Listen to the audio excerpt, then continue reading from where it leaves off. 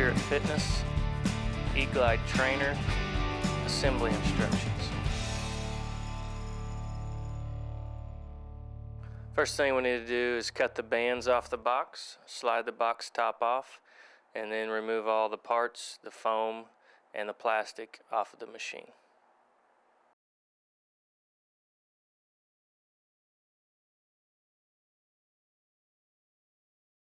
Step 1, console mast. First thing to do is to unwrap the main harness, and you just want to twist it to that twist tie that's inside the mast, and then pull the harness through. And then the mast is held in place with 4 Allen head bolts. Put those in place and then tighten them down.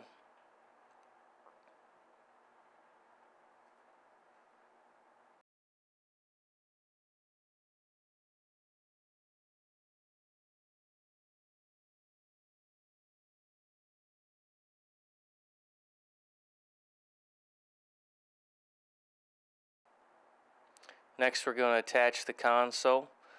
There are 4 different plugs that need to be plugged in. The extra wire needs to be put into the end of the console mast, and then the console is held in place with 4 Phillips head screws.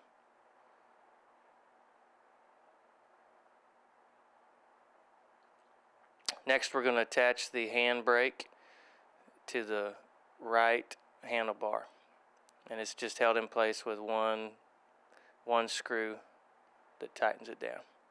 Step 2, swing arms and pedals. First, you want to remove the foam off of the 2 axles that are on the mast. Slide the swing arms into place, put the cup washer in place, and then the Allen head bolt that holds those tight. Those do need to be pretty tight up against that bearing. Next, we're going to put the pedals in place. They're held in place with just 4 Phillips head screws, each pedal, the right and the left. You want to get these pretty tight so the pedals don't have a loose feeling to them.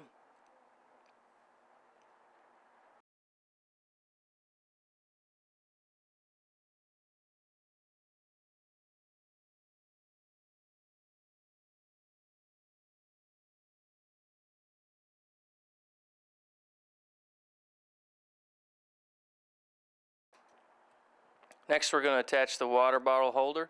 It's held in place with 2 Phillips head screws. Step 3, wheels and caps. First, we're going to put on the transport wheels in the front. It's held on with a bolt and a nut that goes on the other side. You do want to tighten these down, but don't over tighten them or the wheels won't be able to roll. Just do the exact same procedure on the right side and the left side.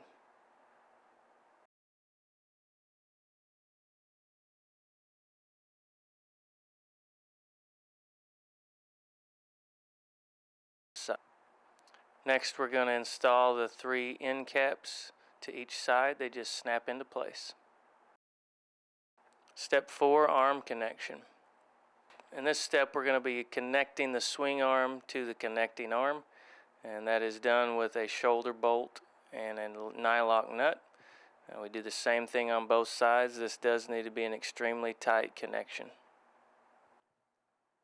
Step 5, levelers and end caps. On this step, we just want to screw in the 3 levelers that go on the left side and the 3 levelers that go on the right side.